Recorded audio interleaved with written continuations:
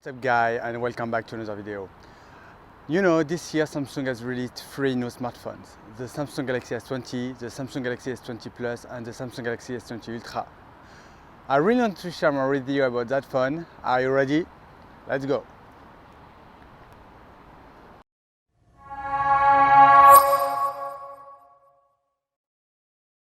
So as I have said, we have 3 different models, the S20, the S20 Plus and the S20 Ultra. The S20 Ultra, as you have understood, is an ultra high-end model, but we will come back to it after. Now, let's look at the build and design. These 3 smartphones are very long and fit perfectly in the hand. The grip is perfect and they can easily be manipulated.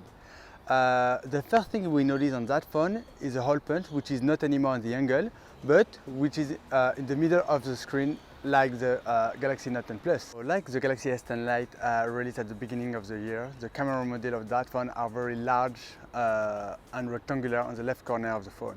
It's because of the improvement in the way of cameras. Without surprise, there is not anymore a headphone jack on that phone. These 3 devices look pretty similar in terms of bottom or port placement, with the only difference here being the variation in camera and the gradual increase in size. 3 smartphones means 3 different sizes.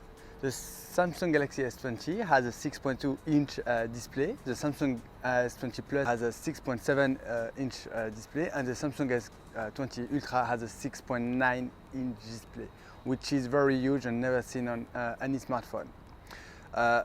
These 3 smartphones have an AMOLED display. They are HD Plus certified. That means they're sharp and their vibrant color are really good. This screen have also something we have been waiting for a long time from Samsung, and that is a high refresh rate display.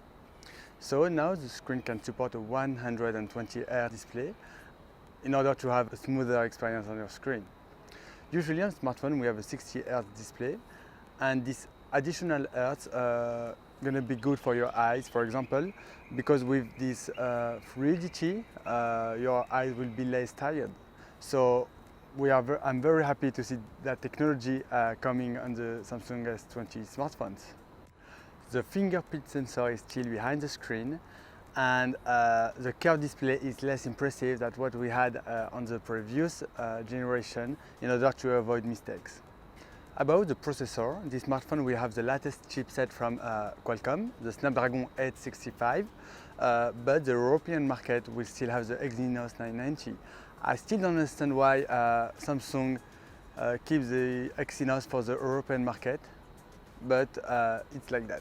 This smartphone, you will have the choice between 8 and 12 GB of RAM for the S20 and S20 Plus, and you will have the choice between 12 and 16 GB of RAM for the S20 Ultra.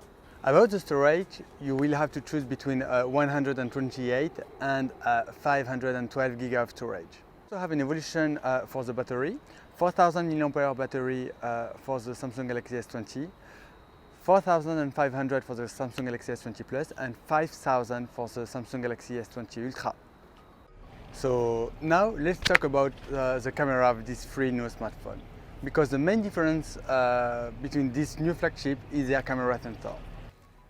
The Samsung Galaxy S20 has 3 cameras, and the Samsung Galaxy S20 Plus and S20 Ultra have 4 cameras. No worries, because I'm going to give you at the end a recap of all these features.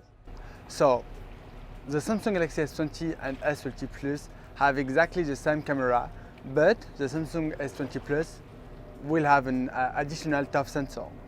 ToF sensor, or time of flight, allow you to give you a better depth of field, which is very efficient, for example, for the Pro mode. So on these 2 smartphones we will have a 64 wide-angle sensor, an ultra-wide camera of 12 megapixels, and a telephoto lens at 12 megapixels.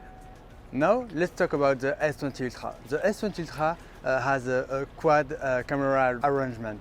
We still have the ToF sensor described previously, but we will also have an ultra-wide camera 12 megapixels, 108 megapixel as a principal camera, and 48 megapixel telephoto lens camera, which is UGC. The real innovation on that phone is a sophisticated zoom. For the S20 and S20 Plus, we will have an hybrid optical zoom 3 times and an hybrid numeric zoom with AI 30 times, which is very impressive. For the S20 Ultra, it's a little bit different because we're going to have 30 times hybrid optical zoom and a 100 hybrid numeric zoom, which is huge, but it's more gadget than really useful. Of course, we don't forget the front-facing camera with the 10 megapixel for the S20 and S20 Plus and the 40 megapixel for the S20 Ultra.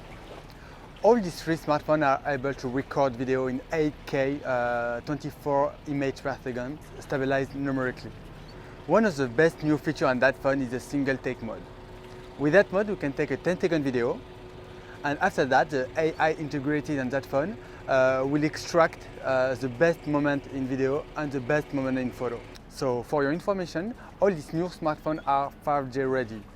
5G is coming, guys. So let me know your thoughts about that new smartphone just below. If you enjoy, like and subscribe. Also, don't hesitate to follow me on Instagram.